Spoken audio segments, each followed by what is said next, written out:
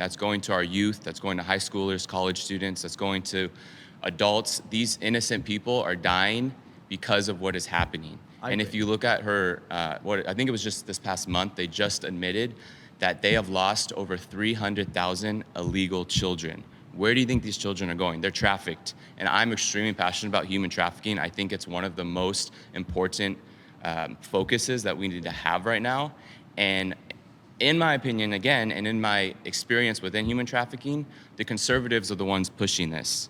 Kamala is ignoring it. Kamala is not the one going to visit the border. She went and visited the border. She went to the only part of the border that is safe, that they're not coming through. And she said, we don't have a problem here. Nobody's coming through.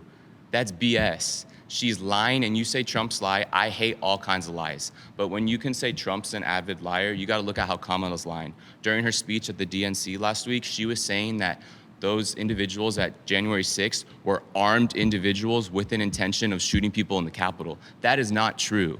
So I can admit where Trump has lied in the past. Everybody lies. That's not good. But you also need to have the balls to admit where Kamala has lied, where Biden has lied, where their administration has lied. Yeah, so first of all, I think that it is important to hold all politicians, everybody in a position of power accountable. I'm not going to sit here and say that Biden has never lied a day in his life.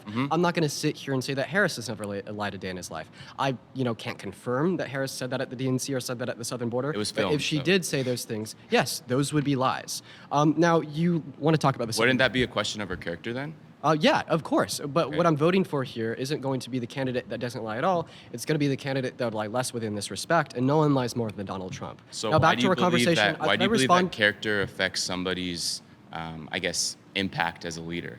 Yeah, sure, because I think when we're voting for someone, when we have a leader, right, this isn't just someone who's going to try to impact our lives in good ways through policy, but it's also someone that we'd want to be ourselves. We are championing these two people, Kamala Harris and Donald Trump. We want to see virtues reflected in them that Okay. we would also like reflected in us. And when we're platforming Donald Trump, who's been held civilly liable for sexual abuse, has sexualized a fifth grader on CBS in 1992, has cheated on 3 of his wives, one with a porn star, and was convicted of 34 felonies, and tried to stage a coup to overthrow our government, we don't see those good virtues reflected. You said you wanted to talk about the border. Do you mind if I ask you a question about that? Go for it. Phenomenal. So Biden and Harris, they attempted to influence bipartisan border legislation in 2023. It was Lankford's bill, who was a Republican that was also Trump endorsed. This was a good border act. It would have phenomenally reduced the impact of the crisis. It would have reduced crossings. It would have made the asylum-seeking processes quicker.